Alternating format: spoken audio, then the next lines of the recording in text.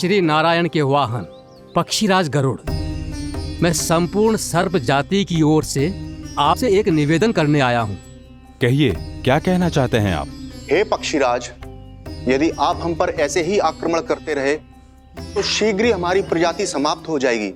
इसीलिए हमारी आपसे विनती है, यदि आप उचित समझें तो सर्पों के किसी एक घर से हम आपको एक सर्प प्रतिदिन अर्पित करेंगे। आप उसको आहार बनाइए और अन्य सर्पों को जीवित रहने का अधिकार दीजिए। मुझे स्वीकार है। तब से प्रतिदिन किसी एक घर से एक सर्प गरुड़ के भोजन के लिए भेजा जाने लगा।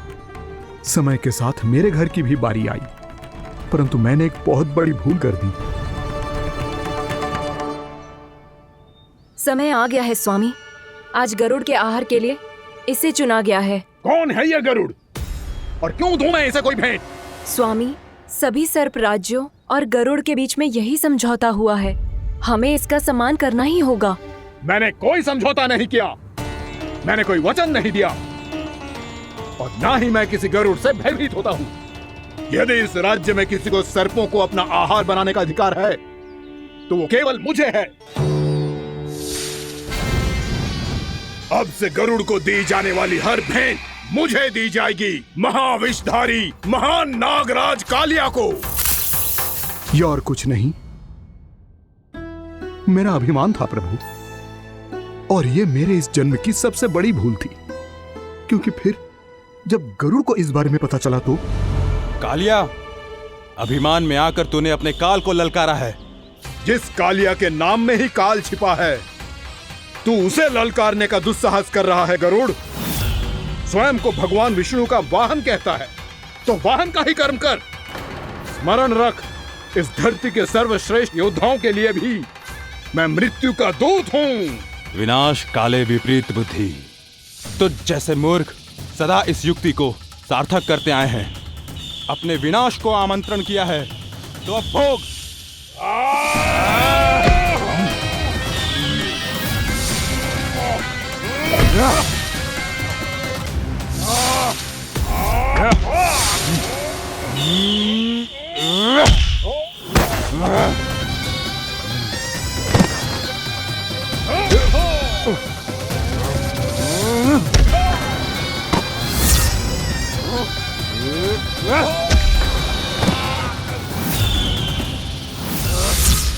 जिसने मेरा भोजन चुराने की धृष्टता की है वो इसी योग्य है। तू मुझे जानता नहीं है गरुड़, मैं महाविषधारी नाग कालिया हूँ। तेरा इतना दुस्साहस कि तूने मुझ पर चरण से प्रहार किया। वाह!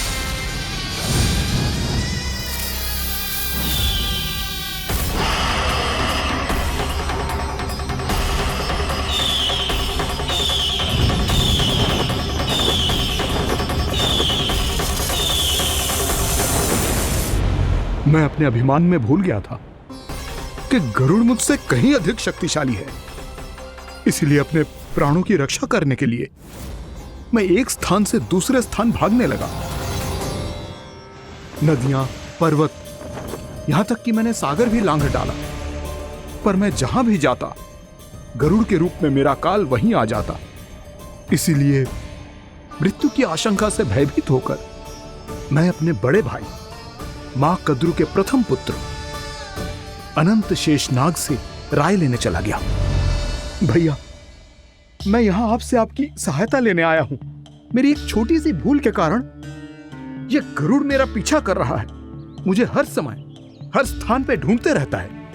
यदि उसने मुझे ढूंढ लिया तो वो निश्चित ही मेरे प्राण ले लेगा। मुझे कोई ऐसा स्थान बताइए जहां मैं अपनी पत्नी और अपने संतानों के साथ शांति से रह सकूं। तुम यमुना नदी के किनारे वृंदावन क्षेत्र में जाके वास करो कालिया। गरुड़ वहां प्रवेश नहीं कर सकता क्योंकि उसे ऋषि सोबरी का श्राप मिला हुआ है।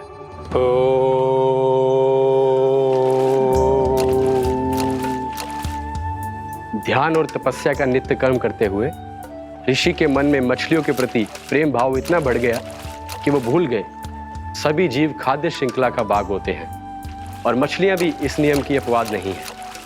उन्हें मछलियों की अटखेली इतनी अच्छी लगने लगी कि वो इस क्षेत्र के मछुआरों को भी मछली पकड़ने की अनुमति नहीं देते थे।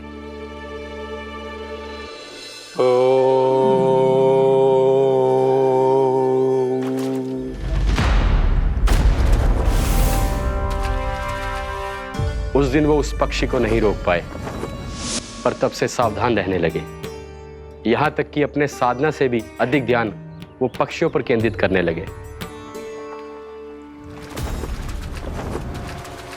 ठहरो! इसी क्षण अपनी चोंच में पकड़ी इस मछली को छोड़ दो। तुम्हें इन मछलियों का आहार नहीं करना चाहिए पक्षीराज। ये तो खाद्य श्रृंखला का नियम है ऋषिवर। यदि मैं इनका आहार नहीं करूंगा तो कोई और पक्षी कर लेगा। मैं अपने आनंद या प्रतिशोध के लिए इनके प्राण नहीं ले रहा। ये तो बस मेरा भोजन है। पर यह मेरा तपस्या स्थल है।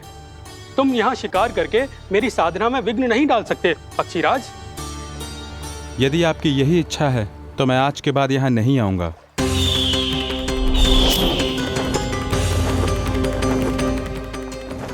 पर आज ये मछली मेरे आहार के रूप में पकड़ी जा चुकी है। मैं वचन देता हूँ ऋषिवर, इस स्थान पर ये मेरा अंतिम शिकार होगा।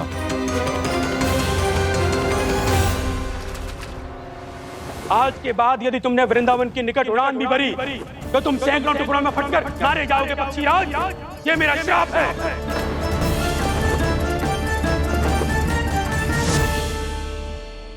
और इसीलिए भैया शेषनाग के सुझाव के अनुसार मैं यहां आ गया। पर अब यदि मैं कहीं और जाऊंगा तो मेरे प्राण नहीं बचेंगे प्रभु। डिस्टेंट रहो कालिया। अब से गरुड़ तुम्हें कोई हानि नहीं पहुंचाएगा। अब तुम्हारे फनों पर मेरी पक्षिंग बन गए कालिया। इसीलिए अब से तुम्हें गरुड़ से कोई भय नहीं होगा। निश्चिंत होकर अपने परिवार के साथ गहरे समुद्र में चले जाओ और सुख से शांति से निवास करो। पर ध्यान रहे निर्दोष जीवों को हानि ना पहुंचे। आपने मुझे जीवन दान दे दिया प्रभु। इस उपकार से मैं कृतज्ञ हूँ प्रभु। आदेश दीजिए, मैं आपकी सेवा कैसे करूं? तुम्हारे जल क्षेत्र से 1 कोटि कमल पुष्पों को लेने की अनुमति दे दो कालिया। यही मेरी सेवा होगी। प्रभु, ये तो मेरा सौभाग्य होगा।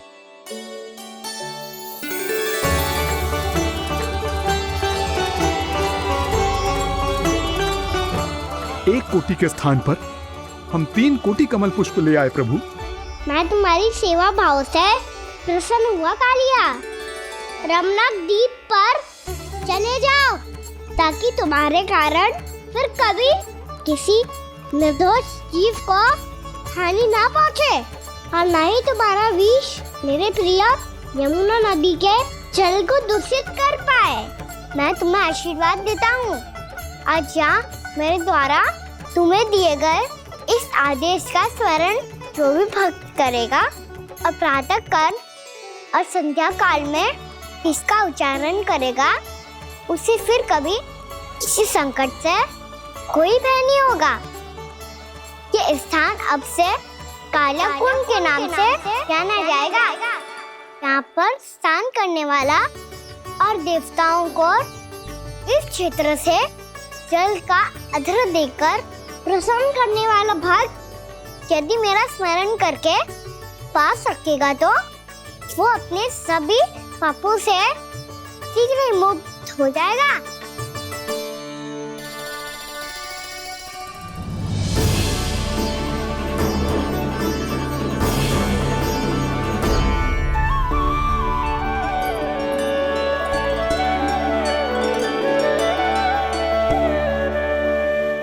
कौन है जी भगवान जिसने अभी अभी कालिया जैसे विशाल विस्तर का सामना किया?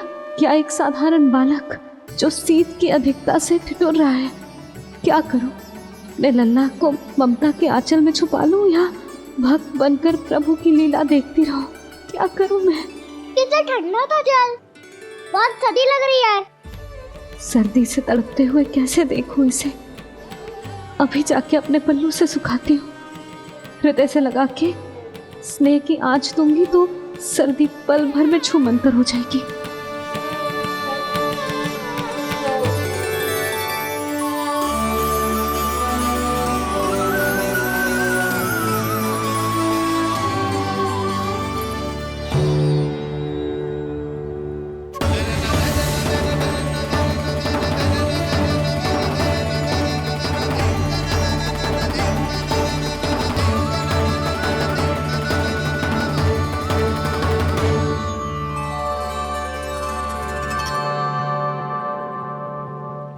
मेरी आवश्यकता ना है इसे। ये तो सच्ची में भगवान ही है, जिसकी ठंड दूर करने के लिए स्वयं द्वादश आदित्य प्रकट हो गए।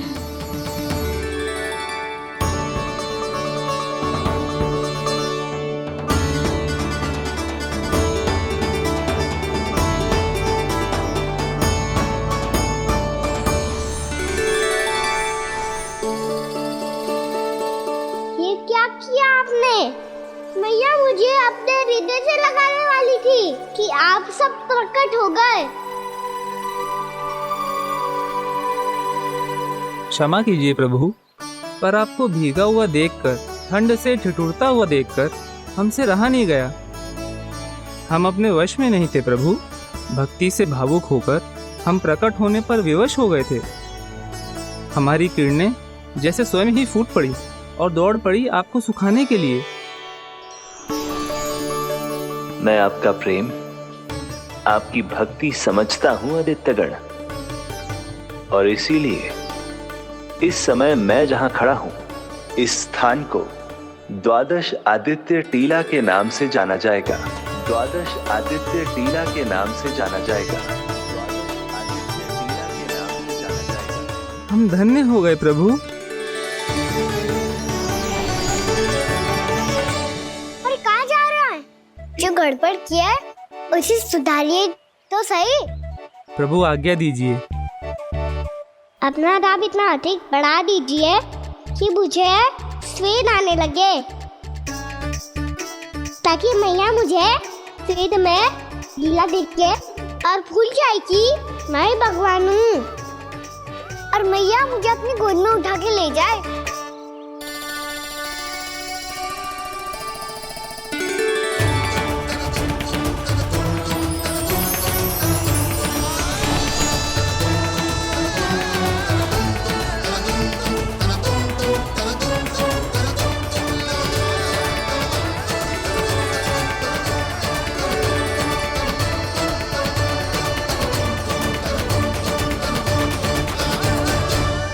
गर्मी क्यों लग रही है यहाँ? स्वेद की एक बूंद भी आती थी तो मैं अपना आंचल लेकर पहुंच जाती थी इसके पास। जानती ही नहीं थी कि ये तो स्वयं वायुदेव को आदेश दे सकते हैं कि वो बहने लगे और उसका सारा स्वेद सुखा दे। वायुदेव की आवश्यकता नहीं है मैया, मुझे आप ही चाहिए। लगता है जिस बात का भय था वही सत्य होने लगी है। भैया मेरे भगवान रूप को भूल नहीं पाएगी, और अब मेरे लिए इनका सत्य छुपा कर रख पाना कठिन हो जाएगा। कृष्णा कृष्णा हरे कृष्णा कृष्णा कृष्णा मुरली मनोहर कृष्णा गोपाला गोविंदा हे दामोदरा।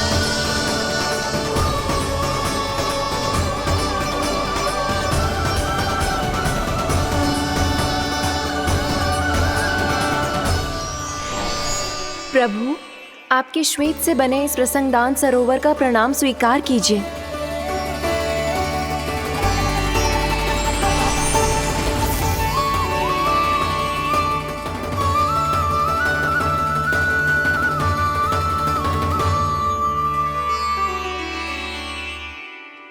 ओहो, इस चमत्कार को देखकर भैया को और भी अधिक विश्वास हो जाएगा कि मैं भगवान ही हूँ। अब कैसे मनाऊं मैया को कि मैं ही इनका लाई हूँ?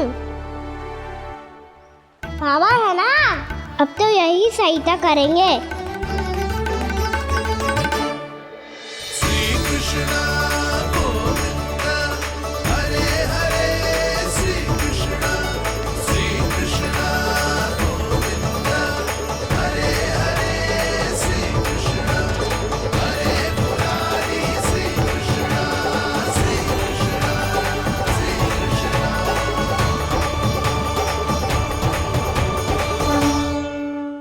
बाबा एक कोटी ना, मैंने तो 3 कोटी कमल पुष्पों का प्रबंध कर दिया है और चिंता करने की आवश्यकता ना है। 1 कोटी कमल के स्थान पर 3 कोटी कमल पुष्प मिल गए हैं। हाँ कान्हा, मैं उचित संदेश के साथ जिस सारे पुष्प उस कंस के पास भिजवाता हूँ। महाप्रक्रमी कान्हा की जय। वृंदावन रक्षक कान्हा की जय। महाप्रक्रमी कान्हा की जय। भानु जी नंदराज। बाकी गांव वालों को लेकर ये सारे पुष्प इकट्ठा करो और कंस के दरबार में पहुंचाओ। जी।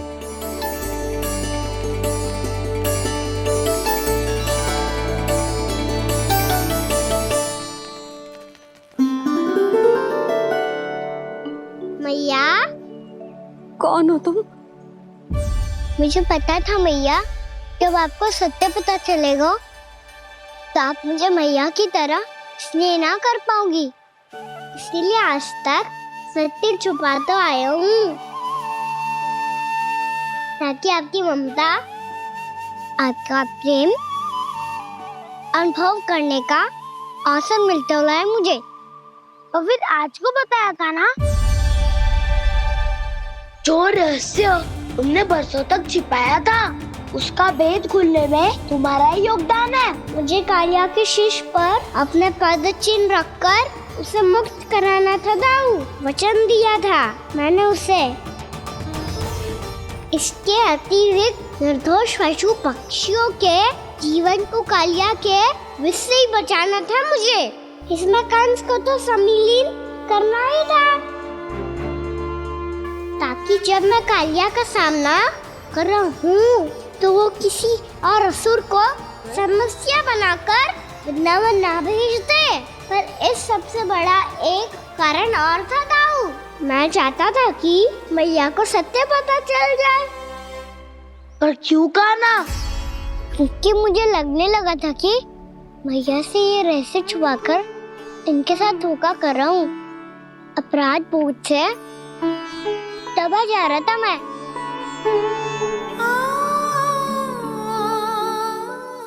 जो सत्य आपको, बाबा को, सभी को पता है, यहाँ तक कि मेरे सखा भी जानते हैं, वो सत्य मैंने मैया से छिपाया केवल इसी लोक में कि मुझे इनकी ममता प्राप्त होती रहे।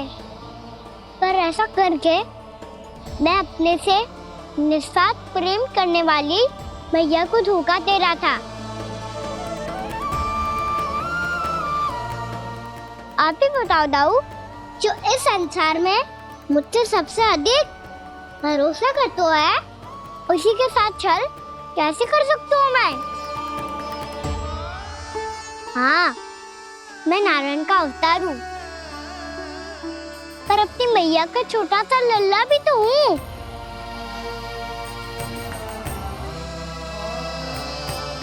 इसीलिए तो यमुना जी में छलांग लगाने का एक कारण इस गेंद को लेने जाना भी था। ने स्नेह से बनाई थी मैया ने गेंद, इसे अपने से दूर कैसे होने देता मैं? आपको आभास भी ना है मैया कि आप मेरे लिए कितने महत्वपूर्ण हो। ये सत्य है कि सभी देवता, प्रकृति, भक्त, ये सब है मेरा ध्यान रखने के लिए, मेरी सेवा करने के लिए। पर क्या इनमें से कोई भी मेरी मैया का स्थान ले सकता है? और आप भी तो यही चाहती थी कि मैं आपका लल्ला बन के आऊं, कि मैं आपका लल्ला बन के आऊं, कि मैं आपका लल्ला बन के आऊं। आज जैसे आपने मुझे अपनी गोद में लिटा रखा है, क्या कुछ ऐसा नहीं हो सकता कि शीघ्र ही मुझे आपको अपनी गोद में खिलाने का अवसर मिल जाए? मैया, नारायण का अवतार होना क्या इतनी बड़ी समस्या है कि आप हृदय से भी राह लगा सकते? मैया,